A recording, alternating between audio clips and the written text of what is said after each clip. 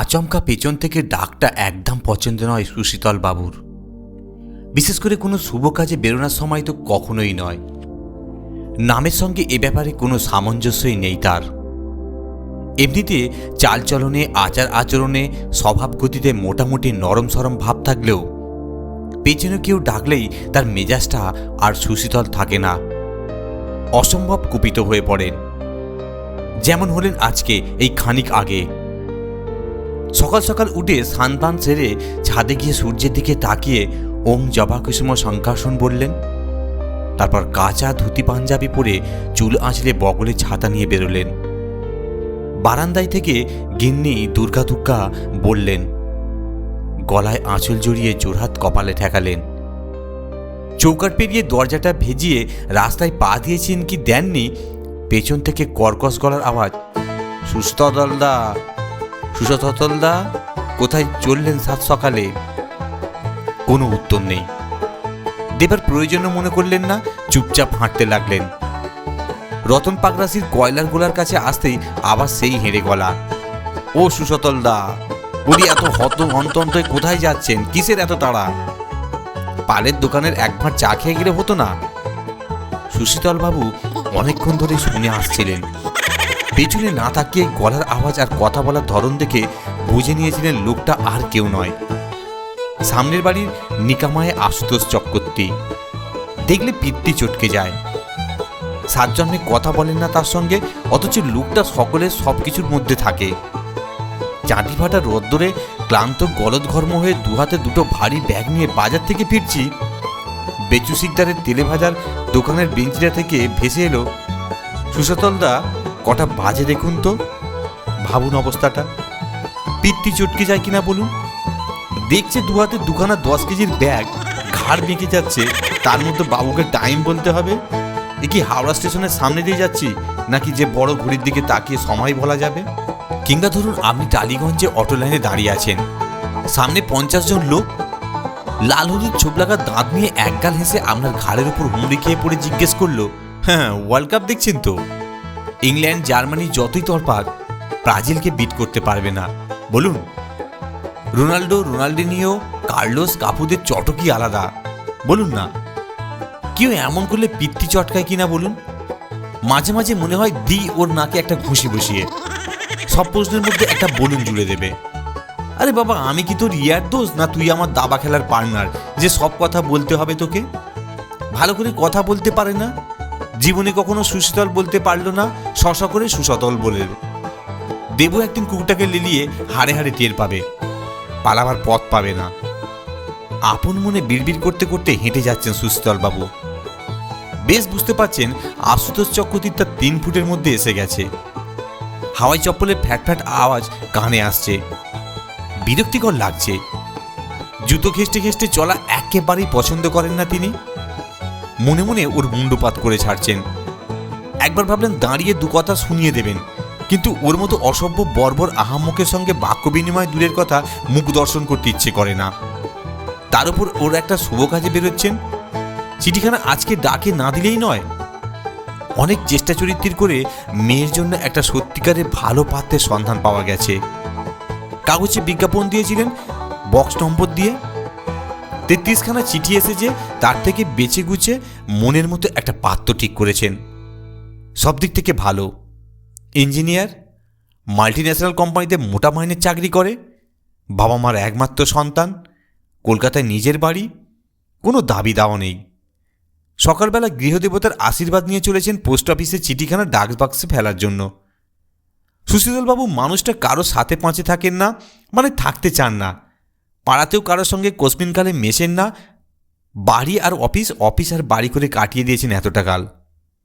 অবশ্য এ পাড়ায় উনি বেশি দিন যে এসেছেন তাও নয়। পাশের পাড়ার বাড়ি ভাড়া নিয়ে অনেক কাল ছিলেন। চাকরি করতেন ব্যাংকে, অফিসারও হয়েছিলেন। নানা জায়গায় বদলি হয়েছেন, তবে পরিবারের নিয়ে কখনো যাননি। মেয়ের পড়াশোনার জন্য ওদের নিতেন না, একা একাই হাত পুড়িয়ে খেয়েছেন। বছর 2 হলো এ পাড়ায় জমি কিনে বাড়ি করেছেন, মাস 2 আগে রিটায়ারও করেছেন। ফলে পাড়ার লোকের সঙ্গে ওর স্ত্রী কন্যার যা মেলামেশা বা পরিচয়, তার কণা মাত্র ওর নেই। তাছাড়া সুশীতল সান্যাল লোকটা বেশ আপন ভোলা, কোনো কিছুই ভালো করে খেয়াল করেন না। অনেকটা হাতে চশমা নিয়ে বাড়িময় তোলপাড় করে চশমা খুঁজে বেড়ানোর মতো। আগে নাকি বেশ ভুলেছিলেন, বাজারে থলে হাতে বেরিয়ে বাজার ভুলে গিয়ে বন্ধুর বাড়িতে দাবা খেলে 2 ঘন্টা বাদে খালি ব্যাগ নিয়ে বাড়ি ফিরে গিন্নির মুখ নাড়া খেয়েছেন। একবার তো সাংঘাতিক কাণ্ড করে বসেছিলেন, নিকট আত্মীয়ের বিয়ের নিমন্ত্রণ গিয়ে আর একটা বিয়ে বাড়িতে 1 ভরি সোনার হার উপহার দিয়ে পেট পুরে খেয়ে এসেছিলেন। কি কারণে সেদিন তার বউ মেয়ে যেতে পারেননি তা জানা নেই। বাড়ি ফিরতে গিন্নি আর মেয়ে যখন জিজ্ঞেস করেছিলেন যে বিয়ে বাড়ি গিয়ে বাড়ির আত্মীয় স্বজন কাউকে দেখলে না, এমনকি যার বিয়ে মানে আমাদের মেয়ে মালিককেও চিনতে পারলে না, তখন মুখটা কাঁচুমাচু করে বসেছিলেন, একদম খেয়াল করেনি। কতদিন অফিস যাবার সময় খালি পায়ে বেরিয়ে পড়তেন, যখন পায়ে কিছু ফুটতো বা ভিড় বাসে কেউ পা মারিয়ে দিত তখন খেয়াল হতো। এছাড়া ভুল ট্রেনে ওঠা, ভুল বাসে চড়া, জামা কাপড় ইস্ত্রি করতে গিয়ে টেলারিংয়ের দোকানে দিয়ে দেয়া, এ তো রোজকারের ঘটনা ছিল। একবার তো টেলিফোন অফিসের ড্রপ বাক্সে ইলেকট্রিক বিল আর চেক ফেলে চলে এসেছিলেন। সাপ্লাই থেকে লাইন কেটে দিতে ব্যাংকের পাসবই লিখে তার খেয়াল হয়েছিল। সাংসারিক কাজে বারবার ভুল করলেও অফিসের কাজে কখনো ভুল করতেন না, নিখুঁত এবং পারফেক্ট। ব্যাংক অফিসারের দায়িত্বপূর্ণ কাজ ঠিকভাবেই সামলেছেন। তবে জীবনের সবচেয়ে বড় মারাত্মক ভুলটা করেছিলেন বাড়ি করার সময়। অফিসের সহকর্মীর সঙ্গে পাশাপাশি 2টো প্লট কিনেছিলেন। ভিত পুজোর দিন সহকর্মীর প্লটে ঘটা করে ভিত পুজো করেছিলেন। শেষে সেদিন কি ভাগ্যি সময় মতো সহকর্মী বন্ধুটি এসে পড়েছিলেন, তাই বাঁচুয়া। তারপর থেকে নাক কান মুড়েছেন। ইদানিং আর বিশেষ ভুলটুল করেন না, সবসময় সাবধানে কাজ করেন। তাছাড়া মেয়ে বউ একেবারে গোয়েন্দার মতো চোখে চোখে রাখেন। সুশীতল সান্যাল আর সুশীতল থাকতে পারছেন না। মাথার ভেতরটা গরমে ফুটছে, রগের গাছটা দপদপ করছে, দাঁতে দাঁত চেপে আছেন। সত্যি বলতে লোকটাকে এত কাছ থেকে এই প্রথম দেখলেন। একবার ভাবলেন লোকটাকে এমন শিক্ষা দেবেন যেন জীবনে আর কখনো তার সঙ্গে কথা বলতে না আসে। অনেক কষ্টে রাগ সংবরণ করলেন। পোস্ট অফিসে যাচ্ছেন, চিঠি পোস্ট করবেন, আর্জেন্ট লেখা রয়েছে দেখছি, পোস্ট অফিসের কথা আর বলবেন না, কোনো দায় দায়িত্ব নেই বলুন। অথচ আগে কি ছিল বলুন, লিখতে না লিখতেই পৌঁছে যেত। আর এখন এই জন্যই তো কুরিয়ার। পাঞ্জাবির বুক পকেট থেকে খামটা হাতে নিয়ে পাশ পকেটে রাখলেন। লোকটার যা স্বভাব, হট করে না জিজ্ঞেস করে বসে কার চিঠি, কিসের চিঠি, কাকে লিখেছেন ইত্যাদি ইত্যাদি। কুনজর না লেগে যায়। শুভ কাজ বলে কথা, অবশ্য এর মধ্যে লেগে গেছে কিনা কে বলতে পারে। পকেটের ভেতর থেকে চিঠিটা ছুঁয়ে কপালে হাত ঠেকালেন। বিয়ে দেওয়ার ব্যাপার বুঝি? কার? কন্যার? আপনার তো একটি সন্তান, তাই না সান্যাল মশাই? তা ঠিকই করেছেন, সময় মতো বিয়েটা দিয়ে ভালোই। বুঝলেন কি না সান্যাল মশাই, আমারও একটি সন্তান। ভাবছি এবার ছেলেটারও বিয়ে বন্দোবস্ত করব। 2-একটা খোঁজ খবর পেয়েছি, ঝামেলা মিটিয়ে দেওয়াই ভালো। বলুন। আরে কিছু বলছেন না কেন? সুশীতলবাবু আর মেজাজ আয়ত্তে রাখতে পারলেন না। অনেকক্ষণ ধরে বলুন বলুন শুনে ধৈর্যের পাঁচিল ভেঙে গেছে। বিরক্তি প্রকাশ না করে ঝাঁঝের সঙ্গে বললেন, কি বারবার বলুন বলুন করছেন বলুন তো, কি বলতে হবে বলুন? আপনার সঙ্গে আমার পীড়িতের কারণ কিছু আছে বলুন। আশুতোষ চক্রবর্তীর মুখের হাসিটা কিন্তু অকপট।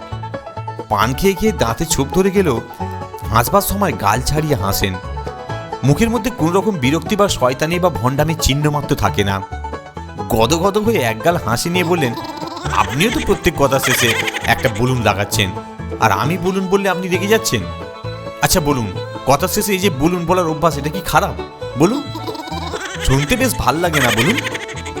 কেমন একটা অ্যাকসেন্ট, মানে একটা দলবৃত্ত ছন্দের মধ্যে একটা শ্বাসাঘাত লাগে না বলুন? যাকেন ওসব কথা ছাড়ুন, বলুন তো সুশীতলদা, সোনার দামটা যে সেন্সেক্সের মধ্যে হু করে বেড়ে যাচ্ছে, এটা কেমন কথা? ছেলেটার বিয়ের যোগাযোগ করছি, কিছু যদি একটা লেগে যায় তখন কি হবে বলুন? রিটায়ার করেছি, তারপর একটা বাড়িও। সুশীতলবাবু আর শুনতে ভালো লাগছে না। শুভ কাজে দেরি হলে বা ব্যাগড়া পড়লে মন খারাপ হয়ে যায়। চক্রবর্তী মশাইকে দুটো ঠান্ডা গরম কথা শোনাবার ইচ্ছেটাকেও কাজে লাগাতে পারছেন না। লোকটাকে দূর থেকে দেখছেন বা কণ্ঠস্বর শুনছেন অনেকবার, কিন্তু একবার সামনে, মানে করমর্দন দূরত্বে, যাকে বলে রেঞ্জের মধ্যে এই প্রথম পেলেন। রাগ চেপে ধরে বললেন, আপনি মশাই নাচার বান্দা দেখছি। দেখছেন তারা আছে, জরুরি কাজে যাচ্ছি, পথ আগলে কোষ গল্প শুরু করলেন। অন্য অনেক লোক তো রয়েছে, তাদের সঙ্গে সুখ দুঃখের কথা বলুন, আমাকে ছেড়ে দিন, দরকারি কাজ রয়েছে। আশুতোষ চক্রবর্তী আস্তে আস্তে লুটিয়ে পড়েন আর কি।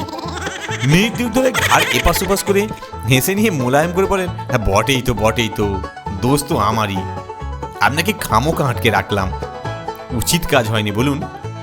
নিশ্চয়ই পোস্ট অফিসে যাচ্ছিলেন চিঠি ডাক বাক্স ফেলতে।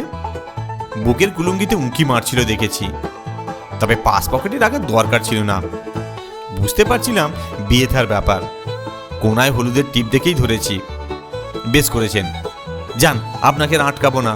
আমার মেয়ে না থাকলেও ছেলের বিয়ে সম্পর্ক করতে গিয়ে টের পেলাম কন্যাদায় কী জিনিস। মেয়ের বাপদের উৎকণ্ঠার কোনো পরিমাপ হয় না। চুপ করে থাকবেন না, বলুন হয় কি না?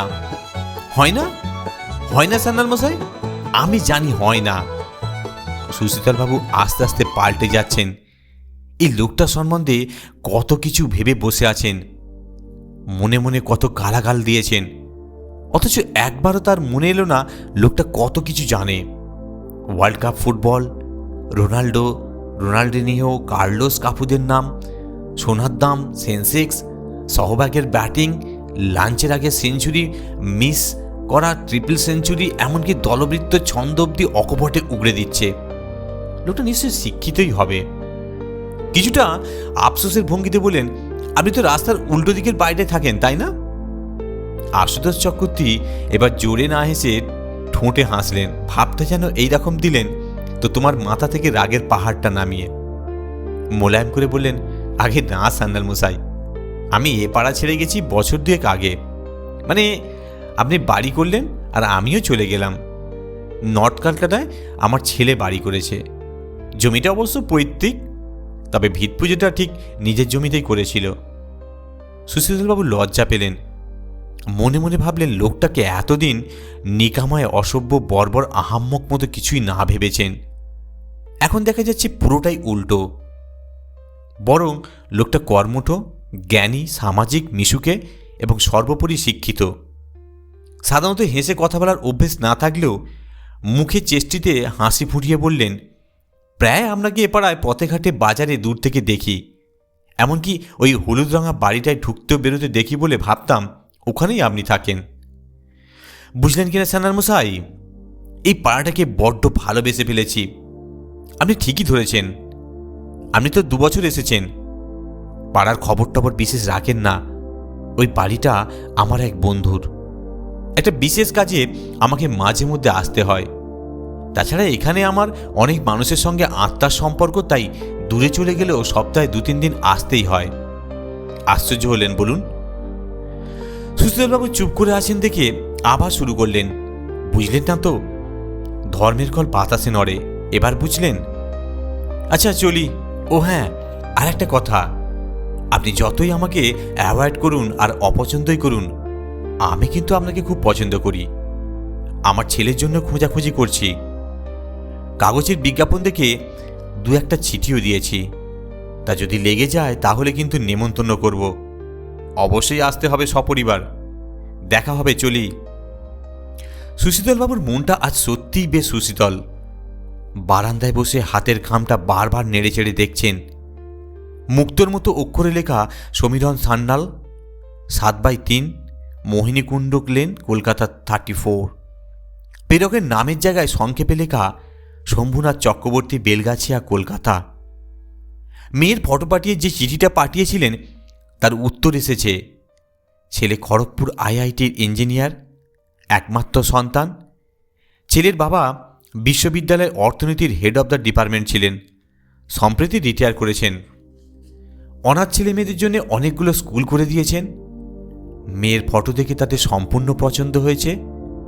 ছেলের বাড়িঘরদর দেখে আসতে অনুরোধ জানিয়েছেন। মেট্রো রেলে বেলগাছিয়া স্টেশনে নেমে রিকশায় স্বস্তিক চলেছেন সুশীতল বাবু। গিলে করা আদ্যির পাঞ্জাবি আর কোঁচানো ধুতি, হাতে নামি দোকানের মিষ্টির বাক্স। ঠিকানা মিলিয়ে বাড়ি খুঁজে রিকশা থেকে নামলেন। ঝকঝকে সদ্য রং করা দোতলা বাড়ি। গেটের পাশে পাথরের ফলকে লেখা অধ্যাপক শম্ভুনাথ চক্রবর্তী, MA ডিফেল। গেট খুলে ভিতরে ঢুকে আসুন আসুন সান্নাল মশাই শুনে চমকে উঠলেন সুশীতল বাবু। ভূত দেখছেন নাকি? কি গেরো! এখানে সেই আশুতোষ চক্রবর্তী লোকটা তাহলে ঘটক নাকি? নিজের চোখকে বিশ্বাস করতে পারছেন না। আসুন ম্যাডাম, অবাক হচ্ছেন নিশ্চয়ই। সুশীতল বাবু আমতা আমতা করে বললেন, আপনি এখানে? এটা শম্ভুনাথ চক্রবর্তী বাড়ি না? উনি আছেন? আরে মশাই এখনো রাগ করে আছেন মনে হচ্ছে। রাস্তা থেকেই কথা বলবেন নাকি? ভিতরে আসুন। রাগ পুষে রাখলে চলে বলুন। না মানে শম্ভুনাথ বাবু কি আপনার আত্মীয় না বন্ধু? আর একবার হাসিতে ফেটে বললেন আশুতোষ চক্রবর্তী। আরে এ হাসি বড় চেনা, কিন্তু একটু বিরক্তির সঞ্চার হলো না সুশীতল সান্যালের মনে। সোফায় বসতে বসতে বললেন, শম্ভুনাথ বাবু আছেন তো? আরে বিলক্ষণ আছেন, সশরীরে আপনার সামনে বসে আছেন, চিমটি কেটে দেখতে পারেন। আমারই নাম শম্ভুনাথ চক্রবর্তী, আশুতোষ আমার ডাক নাম, পোশাকি নাম শম্ভুনাথ। আপনার বাড়ির উল্টো দিকের বাড়িটা যেটাতে আপনি আমাকে ঢুকতে বেরোতে দেখতেন, সেটা আসলে একটা অনাথ আশ্রম, স্ট্রিট চাইল্ডের জন্য একটা সমাজসেবা বলতে পারেন। বসুন, চায়ের কাপটা আগে বলে আসি। সুশীতলবাবু আর একবার লজ্জিত হলেন। না জেনে কত বিরূপ ধারণাই না পোষণ করেছিলেন ও সম্বন্ধে। কত বড় মাপের মানুষ, উচ্চশিক্ষিত, তার উপর সমাজসেবী। এরকম ঘরে মেয়ের বিয়ে দেওয়া তো ভাগ্যের ব্যাপার। কুণ্ঠার সঙ্গে বললেন, কিছু মনে করবেন না চক্রবর্তী মশাই, না জেনে আপনাকে হয়তো কটূক্তি করে থাকতে পারি। আপনি তো ঘৃণা করে কখনো বলেননি আপনি অধ্যাপক শম্ভুনাথ চক্রবর্তী। এরকম হেয়ালির কোনো অর্থ আছে বলুন? আরে দূর মশাই, আপনার সঙ্গে আমার সামনাসামনি কথাই তো হলো মাত্র সেদিন। অন্যদিন তো দূরদর্শন। দূরের থেকে মানুষকে বোঝা যায়, চেনা যায়। মানুষ চিনতে হলে তার মনের তলদেশ ছুঁতে হয়। কজন আমরা সেই চেষ্টা করি বলুন? সেদিন কি আর জানতাম যে আপনি আমার ঠিকানায় চিঠি পোস্ট করতে যাচ্ছেন? দেখুন তো কি যোগাযোগ, কোথাকার জল কোথায় গিয়ে দাঁড়ায় বলুন। আসলে কি জানেন, এই গরমে সমীরণ যদি সুশীতল হয় তবে কি ভালো বলুন। সাত করিয়ে কি আর সেদিন বলেছিলাম ধর্মের কল বাতাসে নড়ে? যাক, চাটা খেয়ে পঞ্জিকা দেখে আচার ব্যবস্থার দিনক্ষণ ঠিক করুন। আপনার মেয়েকে আমি পুত্রবধূ হিসাবে দাবি করছি। এখন নিশ্চয়ই আর আপনি রাগ করবেন না, কি বলুন? ধন্যবাদ। গল্পটি শোনার জন্য অনেক ধন্যবাদ। আপনারা সুস্থ থাকুন, ভালো থাকুন, এই কামনাই করি।